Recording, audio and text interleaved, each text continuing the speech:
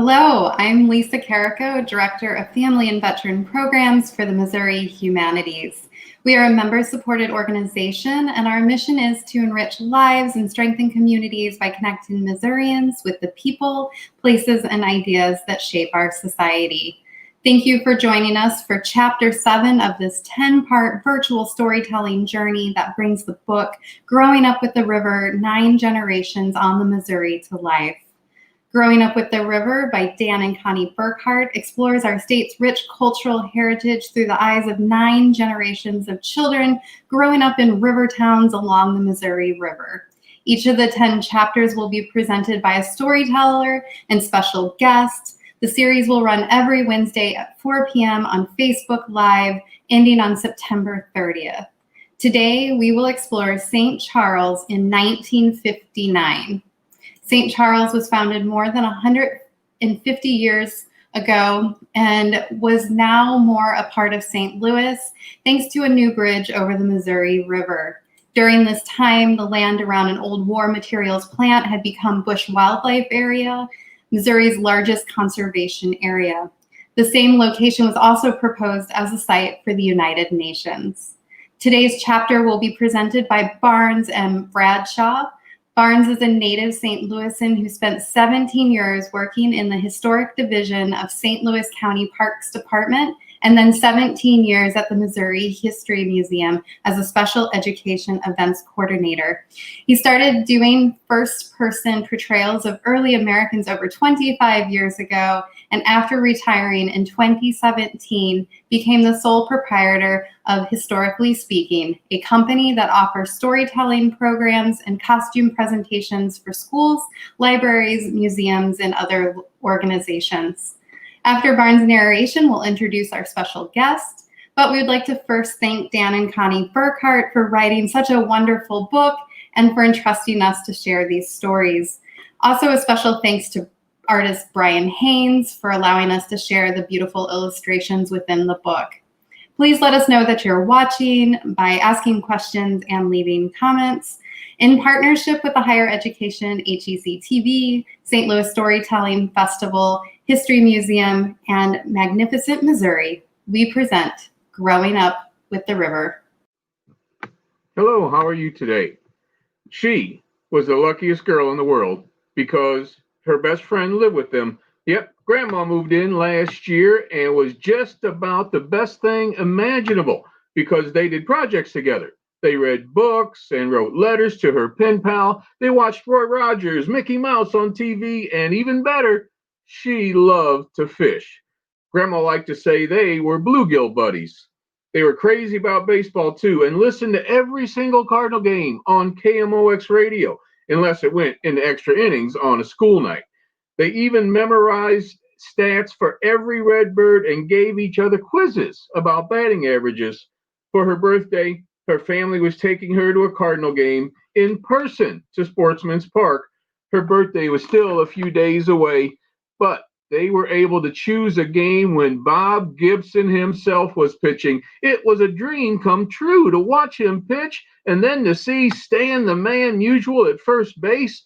Grandma was hoping that Gussie Busch, who owned the Redbirds, would be there watching them play.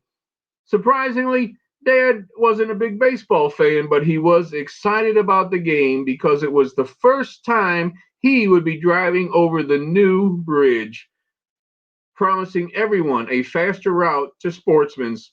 The new bridge was beautiful and high above the river. The whole family went to the ribbon cutting when the new bridge opened, and Grandma brought along one of her favorite newspaper clippings. There was a photograph from 1890 of the very first bridge across the Missouri River. At the time, everyone was excited to have a bridge because they had to use ferry boats to cross the water before it was built. Grandma showed how the bridge floated right on top of the water. When ice came down the river that very first winter, the bridge broke up and floated away along with the ice. Dad said it probably ended up somewhere in New Orleans. Grandma said they should have used their noodles when they built the bridge in the first place. In school, she learned that bridges and rivers were more important in her hometown than in many other places. In geography, she learned that St. Charles County was the only one in America bordered by the Mississippi River on one side and the Missouri on the other. The two biggest rivers in America came together right in their neighborhood. Confluence, Confluence, was one of the first spelling words this year. In history, she learned that some people even wanted to build the United Nations building in St. Charles County, but they decided to build it in New York City instead. The rivers were a very big deal to everyone. On the weekends, she and her grandma loved to take long walks and look for wildflowers and birds. It's so pretty here, Grandma.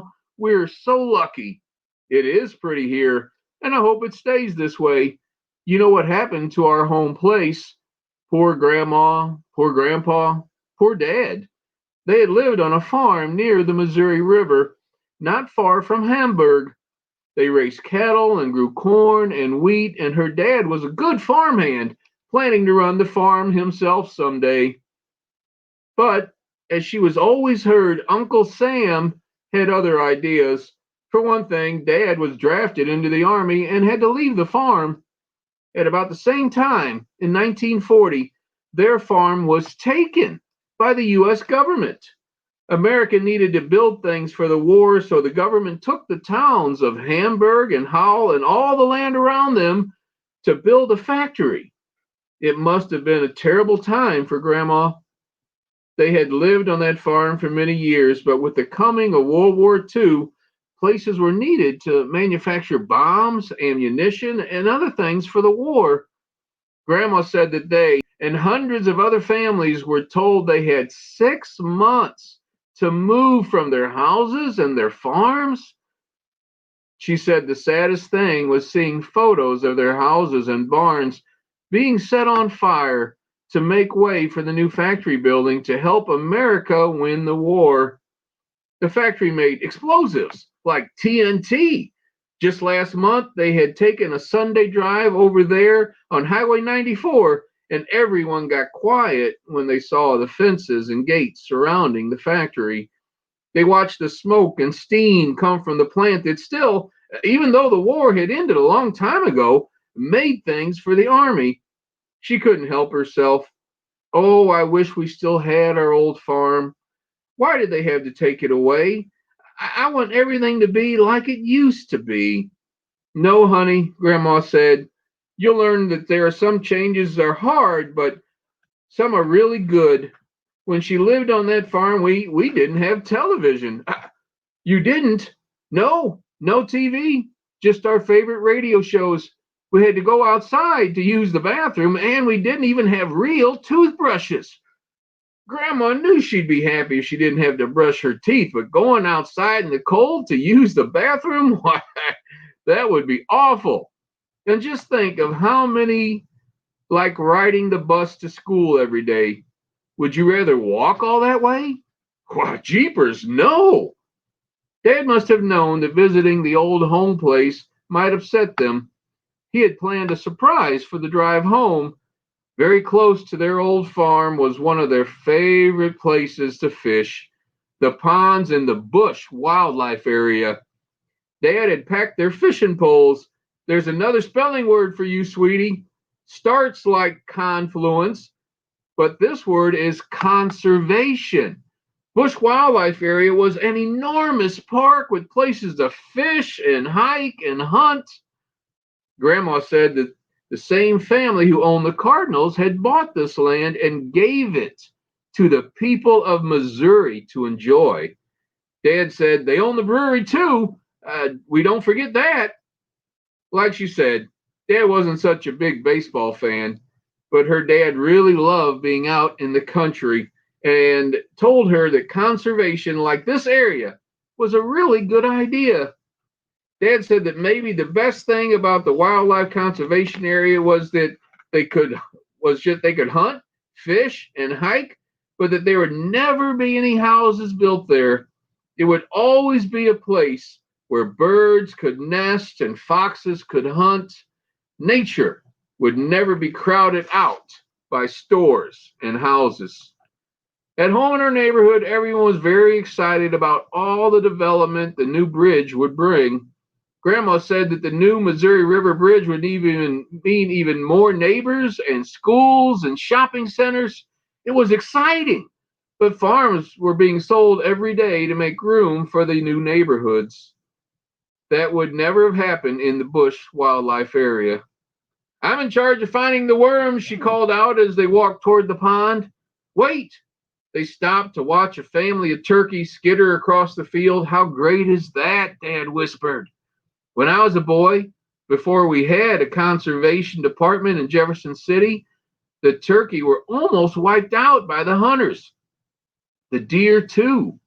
We almost never saw a deer or a turkey on the woods, but now they're coming back. Conservation, such a smart thing. Just then, a pair of cardinals swooped by, the bright red father bird and the mom, who was brownish red. Immediately, she knew who they were. Hey, since the people who own the baseball Cardinals bought this land, are these the same Cardinals who posed on the bats? Grandma and Dad burst out laughing. Okay, baseball fan, time to concentrate on your fishing. If you keep talking, the fish will never bite. The land that had been taken by the government, today known as Weldon Springs. This land had been taken by the government in 1940 and served its wartime purpose by the end of the World War II in 1945. The United Nations was formed at the end of the war to create an organization that would prevent future wars. Many areas around the country submitted proposals to house the headquarters of the UN, and St. Louis suggested the land at Weldon Spring that had been acquired just a few years earlier to make war materials. The UN headquarters was eventually located in New York. The Weldon Spring property was acquired with a donation from the Busch family and given to the Missouri Department of Conservation to be forever used in an area for outdoor recreation. These stories, they do take me back to my own childhood. Times when my father and I would go to Cardinal baseball games, we often sat in the bleachers. Now that's something many people don't know today, going to the new stadium. The bleachers are kind of part of the regular field. But when I was a young man, my dad being a frugal gentleman, let's say, we sat primarily in the bleachers. Tickets did not go on sale for the bleachers until 90 minutes before game time.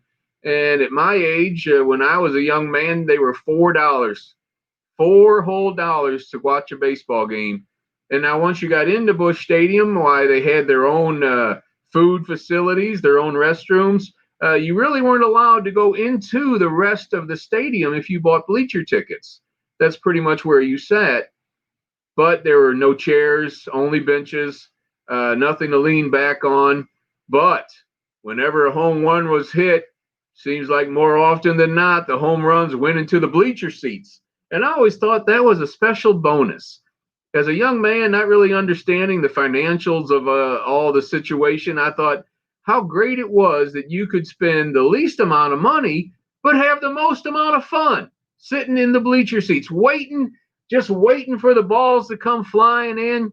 And then back in my day, we had, well, silent George Hendricks throwing in the outfield, and Bernard Gilkey, a man being named Barney. He was a gentleman who always got my attention. We had Jack the Ripper up at first base. Ozzy the Wizard, of course, playing shortstop. Tommy Herr playing second base. Terry Pendleton. So I don't remember an awful lot about the 1959 Cardinals, the ones that she went to go see, the young lady in the book. I was not born then. But I do know that in 1959, it wasn't a banner year for the St. Louis Cardinals. They actually wound up finishing 7th out of 8th. They only had a winning record against 2 teams. One of those teams, of course, was the Chicago Cubs. And really, as a St. Louis fan, does anything matter more than being able to say that we bested the Chicago Cubs in any year? But in 1959, we beat them 12 games and lost in 10. That was one of only 2 teams that we had a winning record against. I'm not exactly sure of the final record, but I know also in that year, Stan the Man Musial had a bit of a down year. He only hit 255 that year, which I think was perhaps on the lower end of what Stan had ever hit. And of course, in 1959, a man who is somewhat legendary today, perhaps for not perhaps the best of reasons, but Sam Broglio was then sent in 1959, the 78th season of the St. Louis Cardinals. Broglio had not have a great record. On April 11th of 1959, he made his major league debut as a St. Louis Cardinal at the age of 23. After 4 appearances, he had an ERA of 9 and was 0-2. He wound up finishing that year at 7-12. Now, the next year, he actually led the major leagues with 21 wins. So he was something very valuable a couple of years later, but we got even more in return when he was traded for Lou Brock. And, of course, Lou Brock, certainly in the news lately, we lost one of our all-time favorite Cardinals. I don't know of other than people in my generation, Lou Brock, Bob Gibson, and coming up to Willie McGee.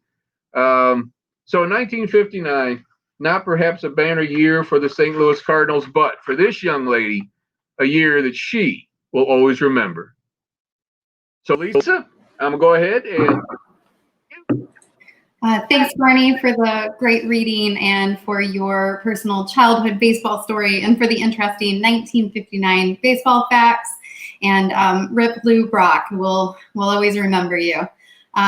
So unfortunately, our first special guest for today, Mark Hausman from the Washington Historical Society, is unable to join us.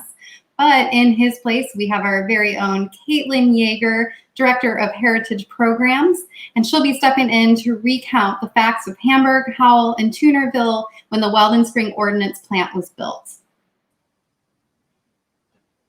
Thanks, Lisa. Yes, taking off my my hosting hat today and putting on my special guest hat. I happen to know a bit about this history due to my work with Missouri Humanities. And with little help from Mark today, I'll tell you everything I can about this really intriguing bit of history that Dan and Connie bring up in Chapter 7. The little girl talks about their farm being taken by the government to, quote, make way for the new factory buildings to help America win the war, as the book states. So a lot of our chapter programs so far, we've talked about places along the Missouri River in these towns so far in the book that still exist today, places you can visit where we can see how they've changed over time, how we use them today. But sometimes things happen that we can't control, and important places disappear to history. And it is just as important for us to talk about those kinds of places so that we can understand why they're gone and do our part to remember their stories, even though they're no longer here. Hamburg, Howell, and the small community of Toonerville are those kinds of places. So the federal government chose to build the Weldon Springs Ordnance Works at the site of Hamburg, Howell, and the unofficial little community of Toonerville. And everyone living in this area was forced to sell their property, and they were given what they called fair market value. They were given about 6 months to sell their property, and they had no choice. They had to leave. The site was chosen in part because of its proximity to the Missouri River, Highway 40, and the airport there in St. Louis County. So these were for transportation purposes. Obviously, at the plant, they were going to be creating these goods for the war effort and then shipping them out. So they needed to be close to areas where they could ship things, where they could travel, where they could transport easily. So to be close to the river, close to Highway 40, and of course the railroad too. The Katy Railroad was still in operation. So this was important for them as a site. So that unfortunately was bad news for Howell, Hamburg, and Toonerville. This project also was kept as secret as possible. So there was not a lot that was known to the people that had to move. You know, they weren't given this big long explanation as to why they had to leave. They were given kind of the bare minimum of details because this was a war effort. It was not something that was really going to be public knowledge. They weren't going to delve into a lot of details. So that made it a lot harder for people to leave. But there was, you know, as the little girl talks about in the book with her grandmother, you know, a lot of people, as sad as it was, there was a lot of sentiment of patriotism that, you know, they of course hated to leave their homes and their businesses, to go who knows where. But a lot of them were ended up being glad to do it because it was for the war effort. They were patriotic and they wanted to do this as their way to support the war effort. So Hamburg, the town of Hamburg specifically, was founded in St. Charles County in the mid-1800s by German immigrants. The town was perfectly situated near both the Missouri River and the Katy Railroad, which of course is what we said made it very attractive for the Weldon Springs site. At the time of its evacuation, there were several hundred residents, most of whom were still descendants of the original German settlers of the area. So this was still very much a German community. There were several successful businesses, and this area was described as a booming little town. So, and after everyone was removed, destruction of nearly every building began. A couple buildings were spared if they could be used for the eventual Weldon Spring plant, but most every building, every house, business, everything was destroyed. So a little story, a man named Mr. Pittman, and I've actually met this man's family, his descendants. Very interesting story. This man was giving plenty of warnings that he had to leave his house. He absolutely refused to leave. He would not leave his family's home, would not leave the property. He was stubborn and sat in his rocking chair and refused to leave. The workman actually entered the house, ordered him to leave, that he had to leave right now. He refused to leave still. Workers carried him out of the house, still sitting in his wheelchair or in his rocking chair, sat him down in the yard, and that was that. Literally lifted him up from his chair and left. And another man who was born in a farmhouse in Hamburg about 80 years earlier also recalled watching his neighbors' farms being bulldozed or burned. These are very, very sad, very traumatic sights for young people, for older people, for everyone to see. But these little anecdotes kind of give us a really interesting picture of what this was like. This was not optional. This was not a, hey, do it if you feel like it. You absolutely had to get out, or they were going to build your or burn your house around you. These people watched the fires from their porches, watched these fires burn behind them as they left town. So notably, all of this took place before the United States entered World War II. It was before the attack on Pearl Harbor, which, as everyone knows, is the incident, of what entered us into World War II. So this was before that. The purpose of the plant was to make munitions for the Army. So by definition, this was an Army project. Munitions bunkers were built under the mounds of the earth so they couldn't easily be detected from the air. And our next special guest, I think, is going to talk a little bit more about those bunkers, and she's got an interesting photo of those to show you. And a labyrinth of winding roads was built connecting all of the structures, the bunkers, etc. An old railroad rock quarry at the part of Hamburg they called Lower Hamburg. So Lower Hamburg was the part of Hamburg that was closer to the river, and Upper Hamburg was up closer to Highway 94. So there was this rock quarry at Lower Hamburg that was used as a dumping place for what was later determined to be toxic waste. Some of the only things that were protective relative to the families which had lived there were the 30-some cemeteries, many of them small family graveyards. These remain as evidence of the former occupants of the properties.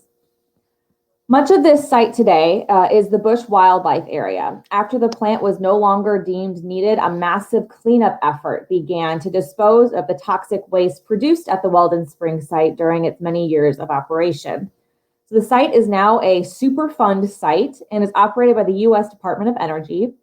So many of you may be familiar with what looks to be a massive pile of gravel on Highway 94 as you pass through Weldon Spring. And if you see the picture on the screen there, that's our very own Lisa Carrico climbing up that pile of gravel.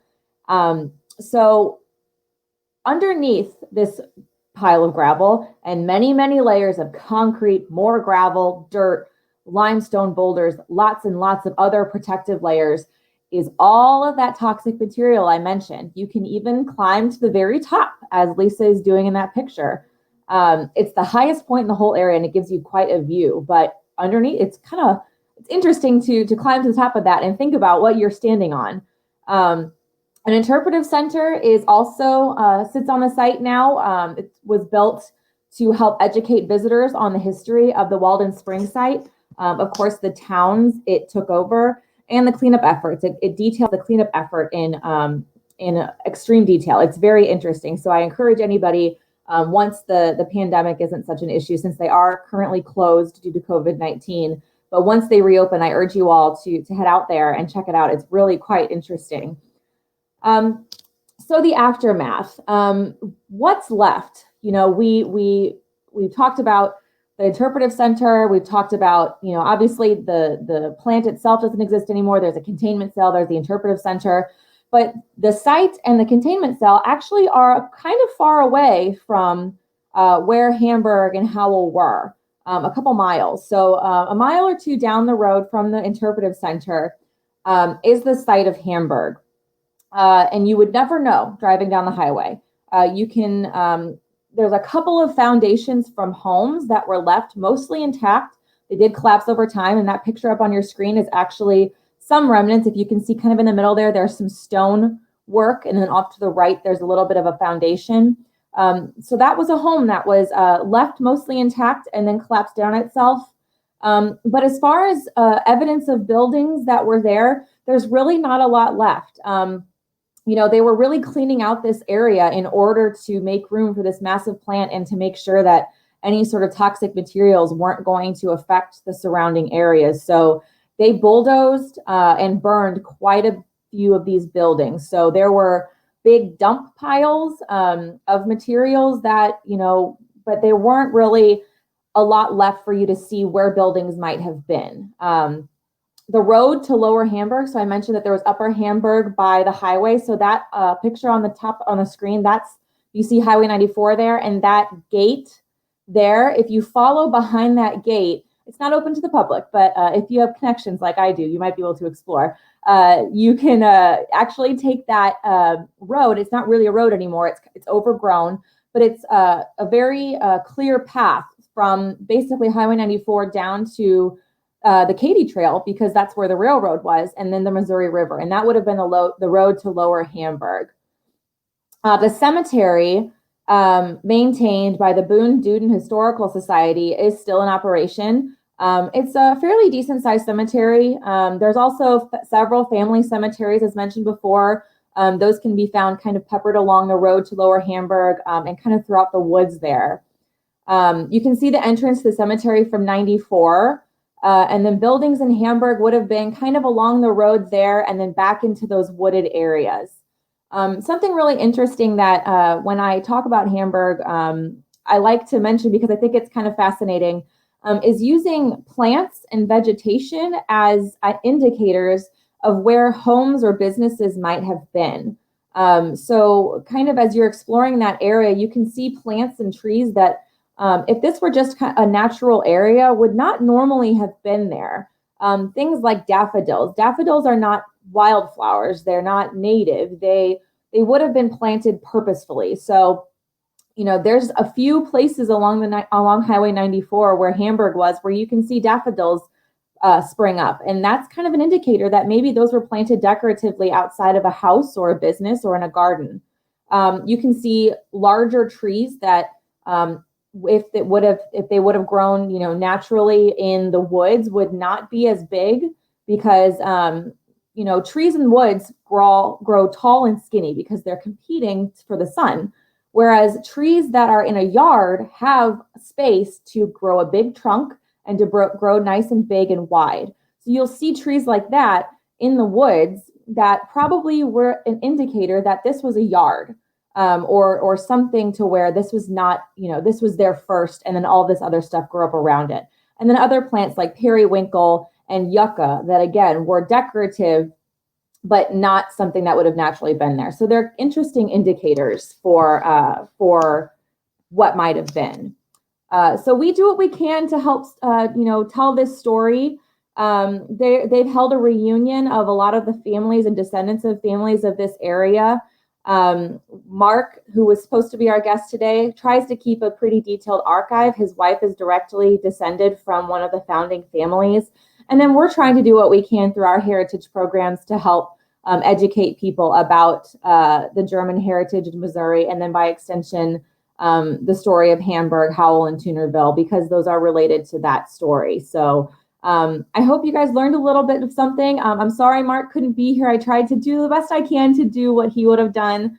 But I'll turn it back over to Lisa and we'll get going with our next special guest.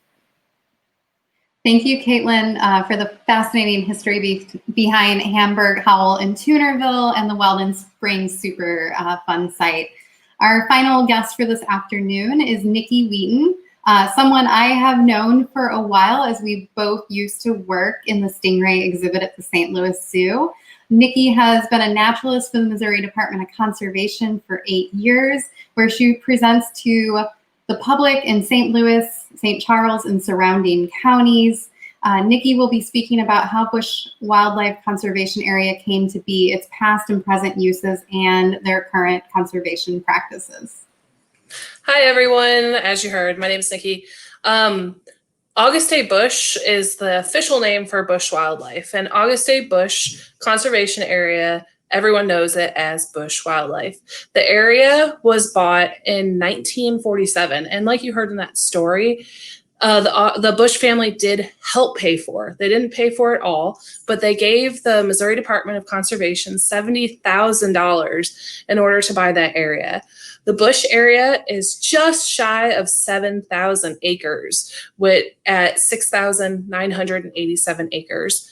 So the department made this purchase because it was just recently formed. Our conservation department was voted upon by hunters because they weren't seeing deer and turkey like you heard in the story.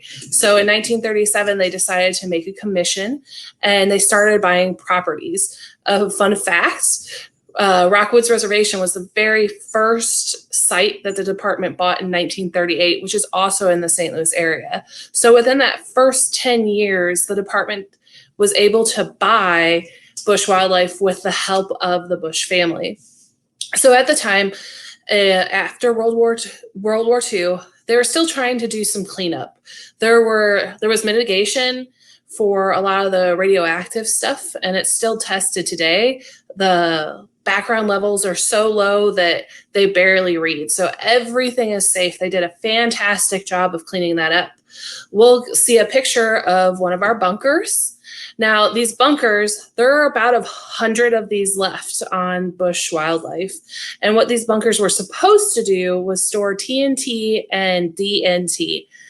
It is my understanding that no TNT or DNT was ever kept in these bunkers. And that's because they were used before, like sent out and used before they could even store them. But these bunkers are really cool. Most of them were propped open. Just recently in the last couple of years, we have pushed all those shut, but they are about 100 to 200 feet deep in the ground. And you can see a lot of these from our hiking and biking trails or just driving along the road. So these bunkers really are a lasting legacy of our area. Lots of people love them. They get lots of stories around them. We use a few of them at the department for storage. So some of the things that can be kept outside and things like that are kept in there. So we're trying to use the ones that we can still close. A lot of those doors have rusted shut. It's really showing its age. So the Busch area is surrounded. It's back in 1947 when it was purchased, it was huge. Who could imagine almost 7,000 acres of undisturbed land where you could have deer that were being reintroduced. You could have turkey that were coming back. All these animals that had kind of been scarce because of the Weldon Springs site and everything that they did. So you're seeing all these things come back. And when they got this area, they put in lakes. And like you heard in the story, we have over 30 lakes. There are 28 lakes, like in this picture, that you can fish at. So this is one of our, it's not handicap accessible, but it's a very popular lake for handicap accessible because of those jetties that go out. But we have 28 lakes, and that's over 550 acres of fishing lakes. It's been popular. So we heard in our story, 1959, they were out there fishing. We still have hundreds, if not thousands of people come out and fish at Busch.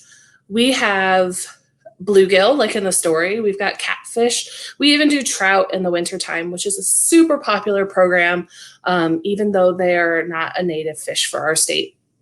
So another big thing, and we'll see a picture of one of our trails, is trails at Busch Wildlife.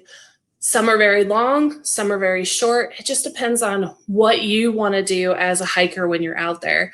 So we have 3 or 4 trails that are relatively short, and they go through all different habitats. You can see vernal pools, which are pools that pop up in the spring with the rain. And so you'll see lots of different animals like salamanders and frogs and things like that.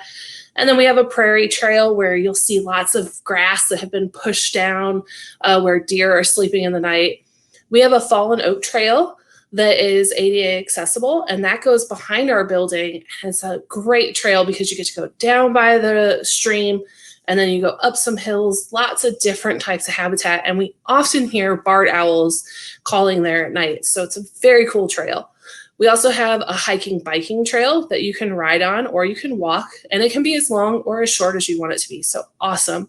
Another tie-in, because Busch, what's really great about Busch is that it really ties into the history of the area. So there's a Hamburg Trail that runs through St. Charles around 94, and it actually starts at Busch, or the trail. One of the trailheads is at Busch, and you can get on that trail at Busch Wildlife, and you can carry that over into the Weldon Springs site and down through the river to St. Charles.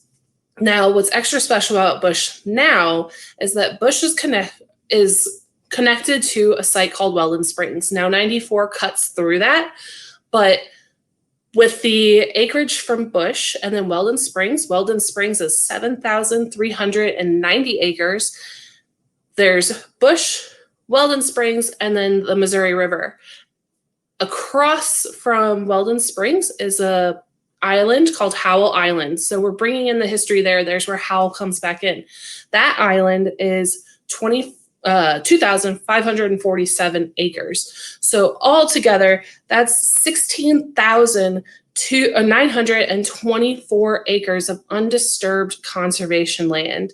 And our main goal from 1937 all the way up till now has been to conserve the fish, forest, and wildlife of Missouri, the native fish, forest, and wildlife of Missouri. And as you heard in the story, conservation was one of her spelling words. And we always tell people what it means. Some people like to think of this long, convoluted definition for conservation, but simply put, it just means to use it wisely. So that is our main goal at the Conservation Department, is to use our space wisely. So in the past, what we've done is we've tailored different habitats, like those ponds. We put in, if you get a live Christmas tree every year, we sink some of those Christmas trees in. We've done that in the past. We'll continue to do that into the future. We've managed different areas differently. So we put in an archery range, so we had to do some timber harvesting because conservation doesn't always mean leaving it exactly the way it is. We have to change it. We have to use things wisely. So we might use harvesting techniques to wisely use our forest. We also have permitted farmers, which means they plant stuff that we need, that animals are going to eat, and they come in and they farm and use some of the land. So we're helping out some of the farmers that are in St. Charles. Now, what we're doing right now, as soon as you drive into the area, so August A. Busch Memorial Conservation Area, or Busch Wildlife, is located off of Highway D. It's 2360 Highway D. And you take 94 and then you'll make a right onto Highway D, and we're about 3 miles down. But once you come into the area, you're going to hit a road. The road goes to a T, and you'll see a lake right in front of you. And that lake is a good example of how we are choosing to manage that area differently across the years. So we have biologists that give recommendations on how we should use the land. What they have done in the past is keep that really high. And so we've got the water levels really high. And so we've gotten snapping turtles and some fish that people dumped in there, even though they weren't supposed to. We had fish in there, we had otters, we had all kinds of things, but we weren't seeing shorebirds in there. So our current biologist, he really wanted to manage that for shorebirds. So what's going to happen is that water level will go high if it rains, and then it'll go back down. And we're not going to pump water into that lake to make it stay up. It's going to be a wetland, so not all wetlands stay wet. So he has chosen to manage it that way. And that's the great thing about conservation, is that it's constantly changing. You may come out to Busch one day and see something, and then come back 2 weeks later and it's completely different. So that's the beauty of conservation. It's the beauty of being at Busch. Another fun tie into that story, there is one of those family graveyards on Busch. I believe it's the Howl, but I'm not 100% sure. And then there's another one way far back in the corner close to the highway. So we've got several of those grave sites or graveyards that are still, the one is still used today because it's accessible from the road. So you can drive through our area and see those graveyards. It's a very cool place. Everything that she talked about in that story, you can still see at Busch. You can still see birds. We see over 270 different types of birds throughout the year. You can see wildflowers. You can hunt. You can fish. You can mushroom hunt. There's tons of different things to do at Busch. So it's a fantastic place to come and visit. You can hike. Tons of different things for you to do. And the area is so it's interesting. You'll see something new every time. Our building is closed, but normally we do have a little nature center that you can come in and see some of our exhibits. We've got an alligator snapping turtle, which is really cool to see. They're a species of conservation concern, which means it's kind of like being endangered when you see those signs at the zoo. But we've got one of those. We've got some snakes and turtles and things like that. And we do programs too. So it's a great place for you guys to come and visit and use your resources and connect back to the history of our state and of our area. So that's what I've got. Lisa, can I send it back to you? Thank you so much, Nicki. I hope everyone can make a trip out to Busch Wildlife Area and see the bunkers and conservation area in person. Thanks to everyone who registered in advance for this series. With each chapter, we're hosting a little giveaway to folks who registered. Today, our winner will receive a Missouri Humanities water bottle. So if you registered for the series, keep an eye out for an email. You could be our winner. If you would like to receive series updates, including links to videos, fun book activities, and the raffle prizes, visit mohumanities.org. Thanks to everyone who tuned in to Chapter 7 of Growing Up with the River, and special thanks to HEC TV for helping us present this program, to Barnes and Bradshaw, our featured storyteller, and our guest speaker, Caitlin Yeager, standing in for Mark Hausman and Nicki Wheaton. Growing Up with the River introduces readers to many animals found in Missouri. So for today's activity, we will post this in the Facebook thread below and on our website. But see if you can figure out the animals mentioned in the book as you fill in the missing letters. And then we challenge you to name other animals past and present mentioned during the weekly readings. We hope to see you all back next week for Chapter 8 with professional storyteller Sherry Norfolk. Thanks to everyone and have a great evening.